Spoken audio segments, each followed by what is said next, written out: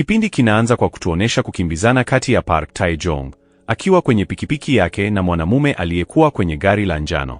Tae-jong anaapa kulipiza kisasi kwa mtu mwingine hata kama itamsababishia kifo. Kisha tunarudishwa nyuma kidogo. Tae-jong anasafirisha chakula kote jijini. Siku moja usiku, msafirishaji chakula mwenzie anagongana kwa bahati mbaya na wapenzi wawili wakiwa wanatoka mgahawani.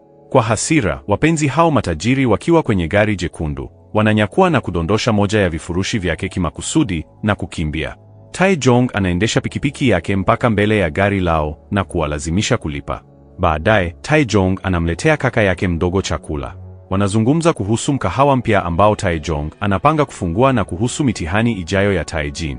Akiwa amerudi nyumbani, Tae-jin anaanza video ya moja kwa moja yake na huku akisoma, na Tae-jong anaweka bustani yake vizuri juu ya paa la mkahawa wake na marafiki zake.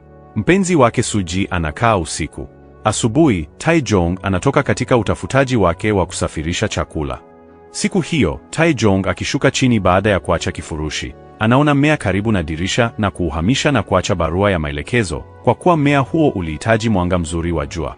Baadaye, alipokuwa anasafirisha kifurushi chake cha mwisho, anakutana na mwanamke mzee ambaye alihitaji msaada wa kupandishiwa begi lake kwenye kamlima na kusema kuwa alikuwa akihama. Jioni, alipokuwa akipata vitafunio, anasikia simu inaita nyuma yake iliyoachwa kando ya duka la bidhaa. Alipoipokea, akasikika mwanamke akimshukuru kwa kumwokotea simu yake na kumwomba Tae-jong amletee simu yake, hata akiahidi kumlipa. Anampa anwani inayompeleka kwenye handaki. Mwanamke huyo anamwambia aache simu ndani ya sanduku la simu kwenye handaki, ambapo anapata malipo yake. Alipokuwa akirudi kwenye pikipiki yake, lori lililokuwa limeegesha kando linawasha mataa na kuondoka kwa kasi, kidogo limgonge, kisha anaendesha pikipiki. Huku nyumbani, Tae-jong na Tae-jin wanatoa heshima zao kwa kumbukumbu ya kifo cha mama yao. Hata hivyo, asubuhi, mambo yanabadilika. Polisi wavamia mgahawa wa Tae-jong na kumkamata kwa ubakaji na mauaji. Inageuka kuwa kuna mwili wa mwanamke uliokatwa umepatikana kwenye handaki karibu na mto Han, na Tae-jong ndiye mshukiwa wao mkuu. Tae-jong amewekwa kizuizini na kukana kabisa kuwa hamjui mwanamke huyo na wala hajawahi kumwona. Suji anaajiri wakili kwa ajili yake na kumtembelea Tae-jong gerezani. Kwa kuwa muda wa kifo cha mwathiriwa haujapangwa, wakili anawaambia marafiki wa Suji na Tae-jong kuleta ushahidi wa kutosha ndani ya siku 2. Wanakusanya habari na picha za CCTV, na wakili anaonekana kuwa na matumaini. Wakati wa kesi, mwendesha mashtaka alisema kwamba Tae-jong alipokuwa nyumbani kwa mwathiriwa na alikaa muda mrefu kuliko aliohitaji. Tae-jong anakumbuka kuhamisha mmea na kumwachia mmiliki vidokezo. Kisha mwendesha mashtaka anaonyesha picha za Tae-jong akiburuta begi juu ya mlima. Hii ilikuwa wakati alimsaidia mwanamke mzee, lakini haonekani kwenye picha. Inageuka kuwa begi hili lilipatikana karibu na mwili wa mwathiriwa na huenda lilitumika kuusafirisha.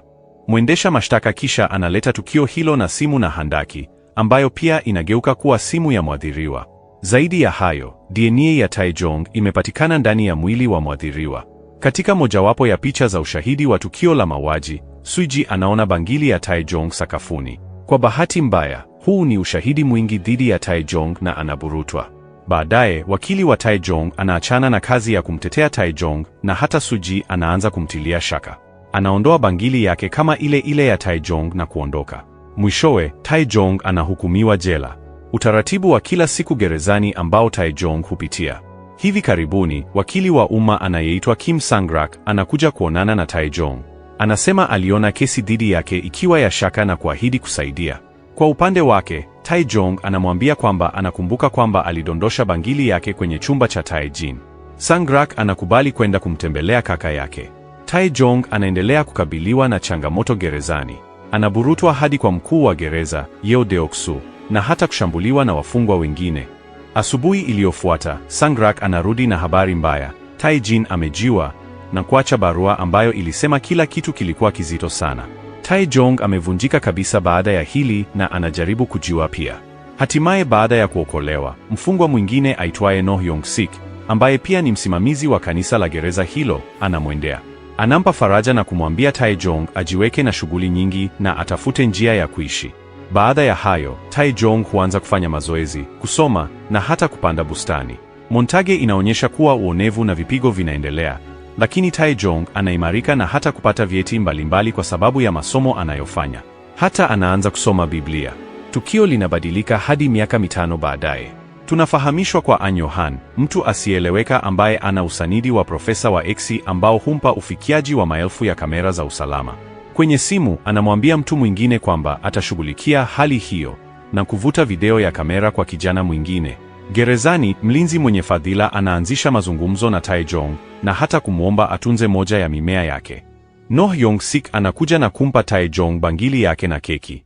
Anafichua kuwa anatoka siku hiyo. Wakati anaondoka, wote wawili wanashukuru kwa msaada waliopeana. Taejong anachukua nafasi ya Yong-sik kama mchungaji. Wakati mfungwa mpya anapowasili baada ya kupigwa, Taejong anajaribu kumpa keki na Biblia ambayo Yong-sik alimpa. Hadithi ya mvulana inasikika na inafanana sana na ya Taejong. Pia alipata simu, akajaribu kuirejesha na akaishia kupangiwa kosa ambalo hakulifanya. Pia alifuatwa na mtetezi wa umma na baadaye kufahamishwa kuwa wakili huyo aligundua kuwa mamake alijiwa. Taejong hawezi kuacha kufikiria juu yake. Asubuhi kijana huyo anakutwa amekufa, akiwa amejibanza na kurasa za Biblia. Taejong anawasiliana na wakili wa umma Kim Sang-rak, akijifanya kuwa ana taarifa mpya. Kisha anamkabili kuhusu mfungwa huyo. Na punde wakili huyo anakiri sana kwamba alimua Taejin na mama wa mfungwa yule mwingine. Anapoondoka, Kim Sang-rak anapiga simu na kumwambia mtu anahitaji kusafisha. Baadaye, Taejong anamwambia kasisi wa gereza hilo kwamba hawezi kuwa mhudumu wake tena. Kisha tunamwona akichomoa msumari kutoka kwenye moja ya viti vya kanisa. Katika mnada, mchongo wa msanii anayeitwa Arleli unawaniwa kwa sasa. Yohan, kama mzabuni mtandaoni, anatoa zabuni kwenye kipande hicho. Anashindana na mtu anayeitwa mwenyekiti Shin Myung-ho. Wakati wa mapumziko, Yohan anapokea simu kutoka kwa mwenyekiti. Tunajifunza kwamba mwenyekiti Shin anajaribu kununua sanamu ya Yohan kama malipo ya Yohan kumzuia mwanawe asipate matatizo. Yohan anajinadi ili tu kuona jinsi mwanamume huyo ataenda, kama mchezo uliopindika wa aina yake. Mwenyekiti Shin anaishia kukubali kulipa bilioni 6 alizoshinda kwa sanamu hiyo. Yohan anapokea sanamu hiyo na kuiongeza kwenye mkusanyiko wake mkubwa wa sanamu unaojumuisha Arlelis nyingi. Kisha anampigia simu mwenyekiti na kumweleza kuwa yule mbuzi wa Azazeli aliyeenda jela kwa ajili ya mwanawe amefia gerezani. Huyu ndiye mtu yule yule aliyejiwa kwa kurasa za Biblia katika sehemu iliyotangulia. Wakati wa mkutano wa kampuni kubwa siku iliyofuata, Yohan anapokea simu kutoka kwa Kim Sang-rak ambaye anamwambia anahitaji kusafisha. Yohan anamjibu kwa kumwambia atume wafanyakazi wa kusafisha. Jela, wanaume wa Yeo Deok-su wanajaribu kumpiga Taejong tena. Wakati huu, Taejong anawashusha wote chini na kumwonya Deok-su asicheze na yeye tena. Jijini, Noh Yong-sik anajaribu kuendesha duka la kutengeneza vifaa vya elektroniki. Binti yake, Eun-bi, anaingia dukani na kuchukua pesa kidogo za babake alizoficha na kuondoka. Ni wazi kuwa hawana mahusiano mazuri. Baadaye, kasisi kutoka gerezani anawasili upesi na kumwambia Yong-sik kwamba Taejong amerudisha Biblia. Tukirudi gerezani, Deok-su anadhihirisha kufadhaika kwake kwa mfungwa ambaye alikuwa akiongea takataka kumhusu. Mfungwa mwingine anayeitwa Dogang Jae anawasili na wale wakorofi wawili wanasalimiana. Deok-su kisha anapelekwa kukutana na mkuu wa gereza, ambaye anamwomba anyamaze kwa muda. Anasema wanachunguzwa kutokana na mfungwa kujitoa uhai hivi majuzi. Badala yake, mlinzi wa gereza anamwambia Deok-su kwamba anawaweka wahalifu wawili kwenye seli yake ili kufidia hilo. Deok-su anakubali, lakini baadaye anamwambia mmoja wa watu wake, Jin Yong, kushambulia Taejong. Hata hivyo, Yong-sik anamtembelea Taejong na kumuuliza ikiwa kila kitu kiko sawa. Taejong anakiri kwamba anapanga kutoroka jela. Tunaona kwamba Taejong ametathmini kituo kwa uangalifu na kuamua kutoroka wakati wa mabadiliko ya zamu ya mlinzi, ambayo hufanyika saa 3:30 usiku. Ana muda wa nusu saa ambao anaweza kutoroka, lakini kwa hilo anahitaji kupewa kazi ya kusafisha katika kanda ya B ya gereza. Jioni hiyo, Jin Yong anawekwa kwenye seli ya Taejong. Anajaribu kumuua, lakini Taejong anashinda pambano hilo kwa urahisi kabisa. Siku iliyofuata, anaketi chini na Deok-su na kumwonya aache. Deok-su anakataa na kuanza kumshambulia Taejong. Hatimaye anatulizwa na mlinzi na kupelekwa kwenye chumba cha upweke, ambayo inaonekana ilikuwa lengo la Taejong muda wote. Baadaye, mlinzi mkarimu kutoka hapo awali, Afisa Yang, anampa Taejong sifongo za kijani ambazo aliomba ili kupamba kanisa kwa mawa. Taejong huficha sifongo moja ndani ya kopo la mawa, ambayo huiweka kwenye kabati la kuhifadhia. Kisha anamshambulia mmoja wa wafungwa wanaofanya kazi katika kanda ya B na kujihakikishia kazi ya kusafisha. Anapopata funguo za kanda, anatengeneza nyayo ya funguo katika sifongo ya kijani, anaijaza na gundi na kisha kuificha kwenye bustani yake. Wakati huo huo, mmoja wa wanaume wa Yohan anafika gerezani, amejigeuza kuwa daktari anayetoa chanjo kwa wafungwa. Wakati kila mtu mwingine akienda kwenye chumba cha wagonjwa kupata chanjo, Taejong anasalia nyuma kwenye eneo la karakana ya mitambo kurekebisha mojawapo ya injini za gari za mlinzi. Wakati mlinzi anaondoka kwa chakula cha mchana, Taejong hutumia zana za warsha kuchonga seti ya funguo kutoka kwa umbo alizotengeneza. Akiwa njiani kurudi kwenye seli yake, Taejong anajikuta akiviziwa na Do Gangjae na watu wake. Gangjae anajitolea kuungana na kumshusha Deoksu. Taejong anakataa na Gangjae anampa muda wa kufikiria. Katika seli yake, Taejong anamkuta mlinzi akimsubiri. Anasema kuwa pambano kubwa limeandaliwa siku iliyofuata na anataka Taejong awe na umbo zuri, kwa kuwa ameweka dau la pesa nyingi kwake. Kwa hiyo alimtuma mtu mwingine kuchukua chanjo badala yake. Siku inayofuata, afisa huyo humchukua Taejong kwa mechi, ambapo kundi kubwa la wafungwa litapigana mbele ya mkuu wa gereza. Lakini Taejong anapanga kutoroka na tayari ni saa 3 usiku. Kwa hiyo anampiga mtu mmoja kwa haraka na kuondoka, akimwacha Gangjae akiwa amekasirika. Lakini anapata kikwazo kimoja zaidi katika njia yake. Afisa Yang alikuwa amegundua kwamba hakuwahi kupata chanjo hiyo na anamleta daktari kwenye seli ya Taejong. Daktari anamdunga na kioevu cha rangi ya pinki, ambacho ni tofauti na kile alichompa kila mtu. Wakati huo huo, muda wa Taejong wa kutoroka unaendelea kuwa mfupi. Sasa daktari akamdunga Taejong na sindano ya kemikali ya waridi. Daktari anapotoka, anatuma ujumbe kwa mtu akisema kuwa yote yatakwisha baada ya dakika 30. Baada ya wao kuondoka, Taejong anatumia msumari aliochukua kutoka kanisani kutengeneza shoti ndogo ya umeme na kusababisha kamera za CCTV kuzima. Walinzi hao wanapokwenda kuangalia, anatumia funguo zake kuiba baji ya mlinzi na kuchukua nguo za kiraia kwenye sehemu ya kuhifadhi. Anavaa hizi ndani ya sare zake za jela. Akiwa amejificha kwa mlinzi, Taejong ghafla anahisi maumivu makali. Kisha huenda kwenye chumba tofauti na kupanda kwenye tundu juu ya paa la gereza. Nje ya gereza, afisa Yang anamwona Noh Yong-sik akisubiri. Anafikiri alitaka kuona mtu na Yong-sik anasema alikosa dirisha la muda wa kutembelewa. Ndani, Taejong anafanikiwa kufika nje ya kituo cha polisi ambako raia wanasubiri. Anaondoka kwenye jengo hilo, lakini ghafla anashikwa na kizunguzungu na kuanguka.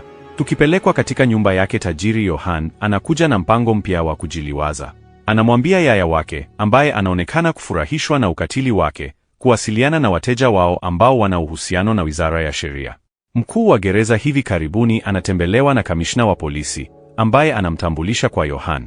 Yohan anampa mlinzi pendekezo pamoja na mfuko wa dhahabu.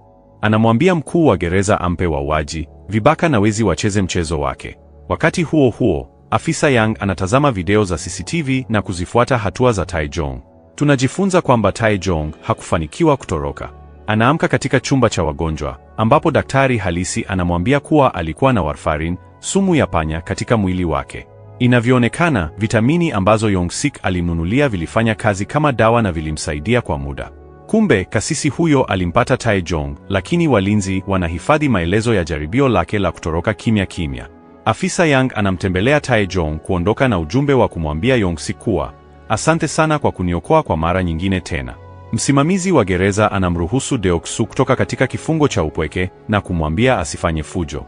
Bila shaka, hasikii na anawakusanya watu wake ili kumshambulia Taejong katika chumba cha wagonjwa. Walipofika chumba cha Taejong, na kudhani amelala kitandani na kuanza kuchoma visu kitanda. Kisha pambano linaanza na Taejong akiwarukia kwa nyuma. Nje ya chumba, afisa Yang anaona kundi la wafungwa nje wakizuia mlangoni mtu asiingie, na kutambua kinachoendelea, anakimbia kwenye ofisi ya usalama na kupaza sauti na kuwasha alamu ya hatari. Wakati walinzi wanapigana na vijana wa Deoksu wakifunga milango ya hospitali, Taejong anawashusha watu wake wote. Kisha pambano linabaki kati ya Taejong na Deoksu. Licha ya kudungwa kisu mara nyingi, Taejong anafaulu kumshusha Deoksu na kumkata sikio. Taejong anapelekwa chemba ambako anaanza kuona maono ya Taejin na kumwomba msamaha. Hivi karibuni, Taejong na wafungwa wengine wanachukuliwa kwa nguvu kutoka kwa seli zao na kusafirishwa kwa malori hadi eneo tofauti. Wanapoamka, Yohan anawatoa nje na kuwaambia hii ndiyo nchi ya fursa. Tunarudi nyuma hadi miaka 5 iliyopita. Mwanaume anayeitwa Baek Do-kyung anamuua Chu Na-yong na kisha kumpigia simu babake na kuomba msaada. Kwingineko, idadi ya wanaume waliovalia suti wanahudhuria hafla ya kusherehekea kampuni ya uwekezaji inayoitwa GA Investment, ambayo imeshinda zabuni ya kuwa msimamizi wa usalama wa data wa kitaifa. Kunaingia watu watatu wa kampuni ya Badmouth huku wakijadili jinsi kampuni hii ilishinda mpango huo. Yohan huwaendea hapo na kuweka wazi kuwa msingi wa kampuni ulikuwa usalama wa data kila wakati. Wanashangaa kujua kwamba yeye ndiye mkurugenzi mtendaji. Mmoja wao anamnyooshea kidole Yohan na baadaye, muuaji wa Yohan anamkata kidole mtu huyo. Nyumbani, Yohan anaongeza kidole kwenye mojawapo ya sanamu zake. Kisha anapokea simu kutoka kwa Assemblyman Baek, ambaye anataka kumtoa Do-kyung kwenye matatizo. Kwa kujibu, Yohan anamwambia mfanyabiashara amnunulie kipande cha sanaa. Yohan kisha anapata kazi. Timu yake ya wasafishaji huenda kwenye eneo la uhalifu na kuweka kamera zinazomruhusu Yohan kuona mahali. Wanaweka mwili wa Na-young katika maji ya joto kwenye beseni la kuogea, na wakati huo huo, Yohan anatafuta mgombeaji wa kutayarisha mamilioni ya picha za CCTV anazoweza kufikia. Hivi ndivyo alivyompata Tae-jong. Yohan anafuata kwa makini utaratibu wa Tae-jong na hata kuwafanya wafanyakazi wake wakusanye DNA zake, ikiwa ni pamoja na kondomu iliyotumika asubuhi baada ya Tae-jong na mpenzi wake kulala pamoja. Anaweka mmea ulioathirika katika jengo ambalo Tae-jong hupeleka chakula ili kuhakikisha kwamba atatumia muda mwingi ndani na pia kutengeneza nakala ya bangili yake. Kila kitu kinakwenda sawa na Tae-jong anakamatwa hivi karibuni. Kwa sasa, wafungwa wanafika katika boma la Yohan. Huko, wanapokea karamu ya kifahari na vyumba vya watu binafsi vilivyo na nambari. Tae-jong anakaa katika chumba cha 9. Ingawa halali. Badala yake, anatoka kisiri na kujaribu kutafuta njia ya kutoroka. Cha kusikitisha ni kwamba anashikwa na Yohan mwenyewe. Yohan anamwambia kutakuwa na mechi siku inayofuata na zawadi maalum kwa mshindi. Anaporudi chumbani kwake, Ji-yong, mtu aliyejaribu kumuua Tae-jong na sasa amekuza heshima fulani kwake, anamchukua Tae-jong na kumpeleka kumuona Deoksu. Wanaume wa Deoksu wanakaribia kumshambulia wakati walinzi wa Yohan wanawalazimisha kusimama. Asubuhi, wafungwa wanaitwa nje.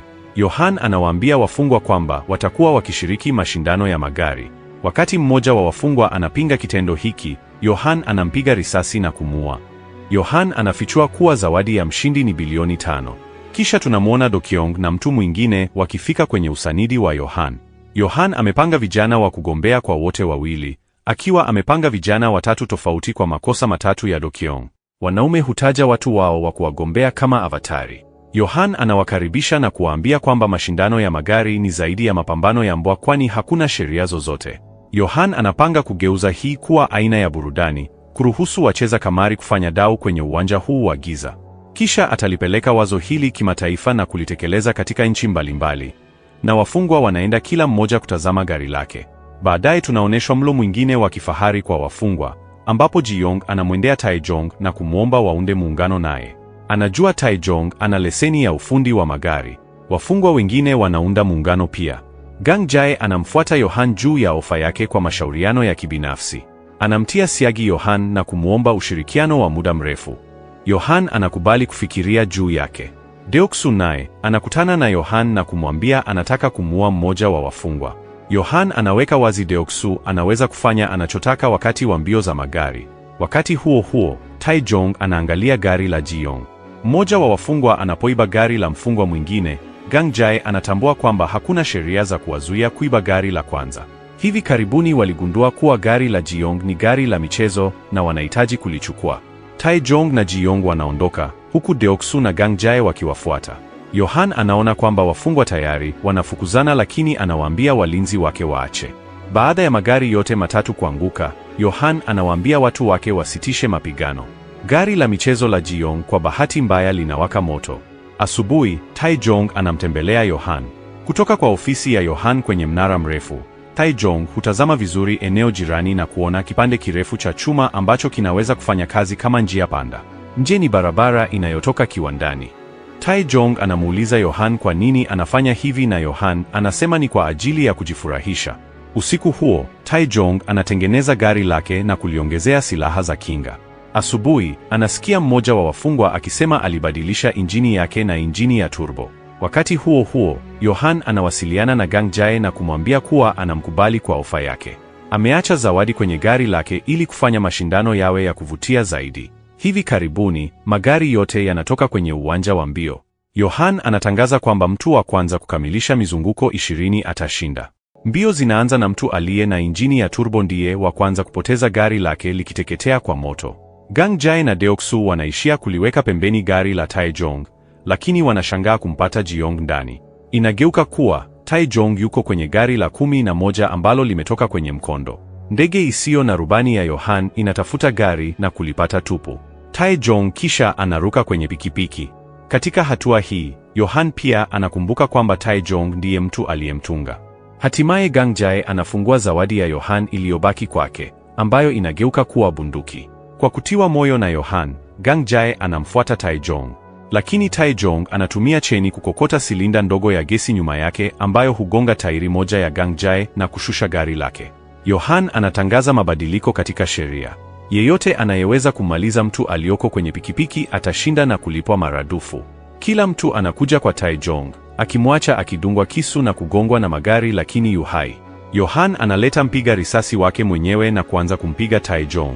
Taejong anafanikiwa kupanda pikipiki yake na hata kutumia silinda ya gesi kuharibu ndege isiyo na rubani ya Yohan. Kisha anaendesha pikipiki yake juu ya njia panda inayoelekea kwenye barabara ya nje ili kutoroka. Kipindi kinaisha Taejong akipaa juu na pikipiki yake na Yohan kumpiga risasi. Asante kwa kutazama video hii. Hakikisha umesubscribe na kuwasha alama ya kengele ili uweze kutazama video zaidi kama hii.